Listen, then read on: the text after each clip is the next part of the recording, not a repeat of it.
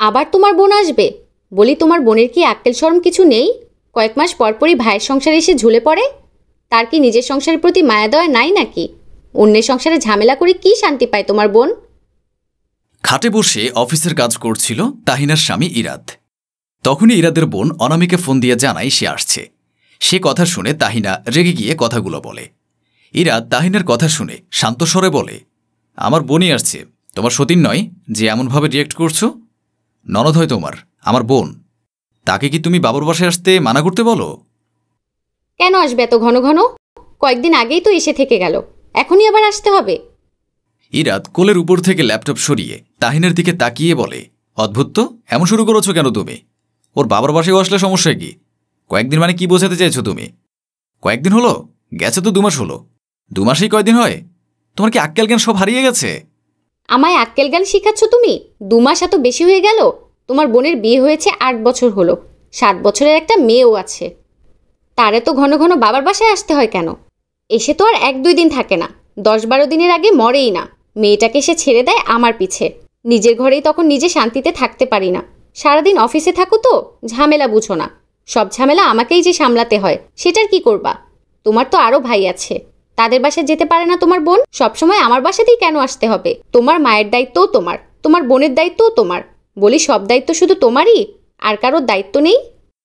ইরাদ উঠে দাঁড়িয়ে তাহিনার 2 কাঁধে হাত দিয়ে ধরে বলে, তুমি এমন চিৎকার করছো কেন? মা আছে পাশের রুমে, শুনতে পাবেন। মা কষ্ট পাবে, বুঝতে পারছো বিষয়টা? হাত সরাও কাঁধ থেকে, আমার লাগছে। ইরাদ কাঁধ ছেড়ে দিয়ে বলে, তোমার লাগে?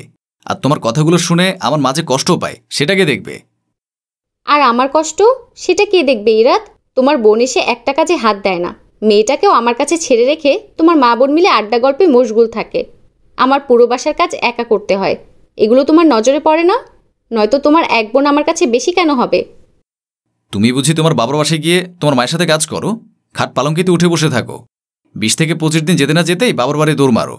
তার বেলা কি তাই না? আমার বোন তবু 2-3 মাস পরে আসে। তোমার তো সেই ধৈর্যও নেই, মন চাইলে চলে যাও। আমার মায়ের পারমিশন নেওয়া, সেটাও তোমার প্রয়োজন পড়ে না। তুমি তোমার মা বোনের বিষয়টা দেখছো শুধু, আমার দিকটা ভাবছো না ইরাদ। আমি আমার বাবার এক মেয়ে, আমার এত কাজ করে অভ্যাস নেই, তবুও এখানে এসে সব করছি। আমাদের বিয়ের 3 বছর হলো, একটা বাচ্চা অবধি হলো না। তোমার বোনের সাথে আমায় মিলাচ্ছ তুমি? তোমার বোনের বয়সে পৌঁছালে আমি তো এত ঘন ঘন বাবার বাসায় যেতাম না। তুমি কীরকম একটা পাল্টে যাচ্ছ ইরাদ। আমায় একটুও ভালোবাসো না, আমার কষ্টগুলো বোঝো না। তুমি একটু থামো তো, বাজারে যাচ্ছি। ঘরবাড়ি সব পরিষ্কার করে গুছিয়ে রাখো। জানোই তো অনামিকা অগোছালো কাজকর্ম পছন্দ করে না। ইরাদ চলে যায়। তাহিনা রেগে ফেটে পড়ে। ইরাদ তার কথা না শোনায়। সে রাগের চোটে আলমারি খুলে নিজের কাপড় চোপড় গোছাতে শুরু করে। কাপড় সব গুছিয়ে নিয়ে বাসার সব কাজ এক এক করে সেরে নেয়। সব শেষে শাশুড়ির রুম গোছাতে গেলে দেখে তার শাশুড়ি খাটের বোর্ডের সাথে বালিশ হেলান দিয়ে আধশোয়া হয়ে শুয়ে আছে। তাহিনার শাশুড়ি সালমা বেগম তাহিনাকে দেখিয়ে বললেন, আমার আর আমার মেয়ের বিরুদ্ধে আমার ছেলেকে উস্কিয়ে কিছু করতে পারলে না, তাই না বৌমা? এসব আপনি কি বলছেন মা? উস্কালাম কোথায় আমি? আমি কানে কম শুনি, এটাই মনে করো তুমি? আপনি কি বলতে চান মা? কি বলতে চাইবো বৌমা? আমার মেয়ে আসবে বলে সকাল সকাল আমার ছেলের সাথে যে চেঁচামেচি করলে, সেসব আমি তো শুনেছি ড্রয়িং রুমে বসে। তো আমি কি লুকোচুরি করে কিছু বলেছি? আপনি শুনেছেন, আপনার ছেলে শুনেছে। আপনার মেয়ে আসলে তাকেও শুনিয়ে শুনিয়ে বলবো। আপনি কেমন মা বলুন তো? আপনার বড় ছেলেরা বিয়ে করে নিজেদের সংসার গুছিয়ে নিয়েছে। কোথায় আপনি ছোট ছেলের সংসার গুছিয়ে দেবেন? তা না করে কয়েকদিন পর পর মেয়েকে বাসায় ডেকে একগাদা খরচ করিয়ে টাকা খসিয়ে দেন আপনার ছেলের। কাজের বেলাতেও ঠনঠনা, একটা কাজও তো হাত দেন না। এভাবে শরীর জ্বালিয়ে খেয়ে কি শান্তি পান আপনি? মুখ সামলে কথা বলো বৌমা। 3 বছর ধরে তো সামলেই কথা বলে আসলাম, কিন্তু আপনারা তো ভালো কথার মানুষই না। পরের মেয়েকে ঘরে এনে এভাবে জ্বালিয়ে মারে কোন মানুষ? ভাগ্য ভালো আমি নরম সরম বোকা হইনি, নয়তো আপনাদের জ্বালাতনে আমি কবেই গলায় ফাঁস দিতাম। আমার আর আমার মেয়েকে নিয়ে এত সমস্যা তোমার? তাহলে আলাদা করে সংসার পেতে নিলেই পারো। শুধু শুধু এত কথা বাড়াচ্ছ কেন? আপনাকে নিয়ে আমার কোনো সমস্যা নেই, আপনার মেয়েকে নিয়েও আমার কোনো সমস্যা নেই। সমস্যা আমার এখানে, আপনার মেয়ে আসলে একদম পটের বিবি হয়ে যায়। আমার কাজে হাতে হাতে সাহায্য না করুক, অন্তত নিজের মেয়েকে দেখে শুনে খাওয়ানো, গোসল করানো, ঘুম পাড়ানো সেসব করলেও তো পারে। সব কাজ তো আমাকে দিয়েই করায়। মনে হয় বাচ্চার মা আমি, সে নয়। এজন্য তো এত সমস্যা আমার। একটা মানুষ হয়ে কতটা ঝামেলা নিতে পারে কেউ? ঘরের সব কাজই করতে হয়, আবার বাড়তি ফরমায়েশও খাটতে হয়। এত খাটুনি কে খাটে, তাও ননদের জন্য? এত কথা শুনতে কে চেয়েছে?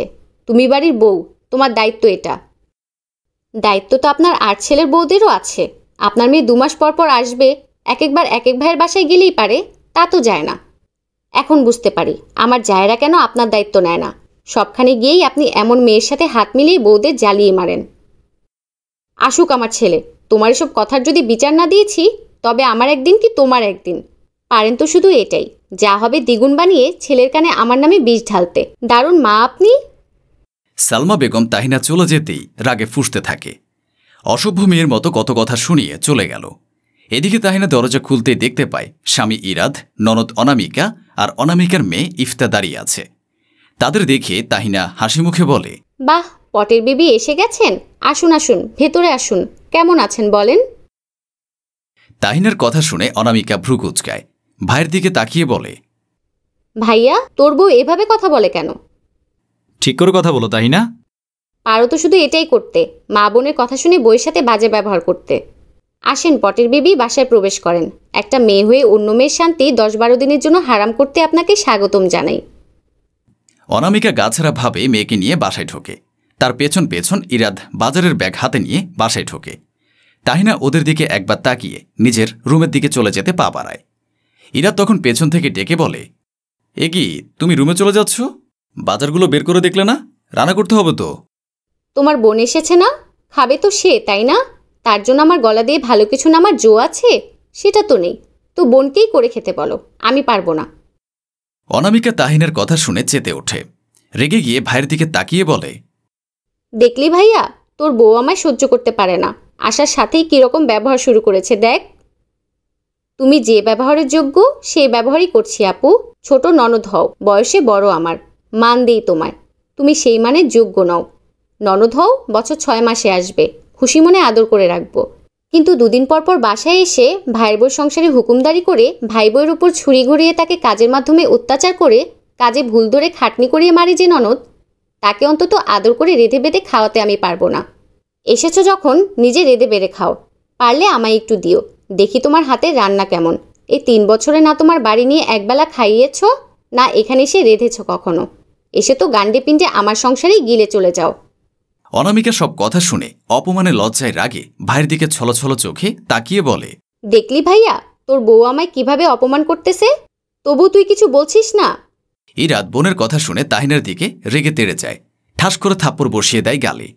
তাহিনা ছলছল চোখে গালে হাত দিয়ে ইরাদের দিকে তাকিয়ে আছে। সালমা বেগম তখন তাহিনা চলে আসার পরই ঘুমের জন্য বিছানায় শুয়ে পড়েছিলেন। ওনার ঘুম গভীর হওয়ায় মেয়ে আসার বিষয়টা তেমন বুঝতে পারেননি। চিৎকার চেঁচামেচি শুনেই উনি বাইরে আসেন। এসে মেয়েকে দেখে খুশি হয়ে জড়িয়ে ধরে বলেন, মা, তুই এসেছিস? অনামিকা মাকে দেখে তাহিনার উপর রাগাতে ন্যাকাসরে বলে, আসতেই তো তোমার ছেলের বউ অপমান করতে শুরু করেছে। সালমা বেগম মেয়ের কথা শুনে তাহিনার দিকে তাকায়। মেয়েটা গালে হাত দিয়ে ফুফিয়ে কাঁদছে। ইরাদ তাকে সমান তালে কথা শুনিয়ে যাচ্ছে। সালমা বেগম কিছু বলার জন্য উদ্যত হবেন, তার আগেই তাহিনা দৌড়ে রুমে চলে যায়। উপস্থিত সকলে ভ্যাবাচাকা খেয়ে যায় তাহিনার গর্বে। কিন্তু চোখের পলকে তাহিনা আবার রুম থেকে বের হয়ে আসে, হাতে কাপড়ের ব্যাগ। তা দেখে ইরাদ বলে, কোথায় যাচ্ছ তুমি? ব্যাগ কেন হাতে? আমার সংসারে আমার যখন কোনো কথার দাম নেই, সেই সংসারে আমার থাকার দরকারও নেই। ডিভোর্স পেপার পাঠিয়ে দেব, সাইন করে দিও। তুমি থাকো তোমার মা বোনের সাথে।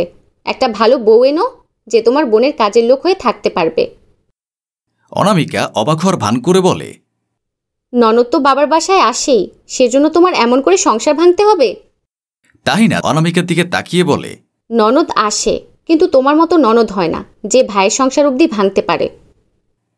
তাহিনা দাঁড়ায় না, হনহন করে ড্রয়িং রুম ছেড়ে বেরিয়ে যায়। সালমা বেগম তা দেখে ইরাদকে ধাক্কা দিয়ে বলে, কি বোকার মতো দাঁড়িয়ে আছিস? বউ চলে যাচ্ছে, আটকা। এটাই তো চাইতে, আমার বউ চলে যাক। গেল, এখন শান্তিতে একটু মামে আড্ডা দাও। তোমার ধরে কথা বললে বউর কাছে খারাপ, আর বউয়ের হয়ে কথা বললে আমি বউ পাগল। ভালো লাগে না আর। ইরাদ নিজের ঘরে চলে যায়। অনামিকা আর সালমা বেগম নিজেদের কপালে হাত দিয়ে বসে পড়েন। অনামিকা আর সালমা বেগমের মতো কিছু ননদ শাশুড়ির জন্য কিছু সংসার এভাবেই ভেঙে যায়। এমন শাশুড়ি ননদ কারোর কপালে না জুটুক।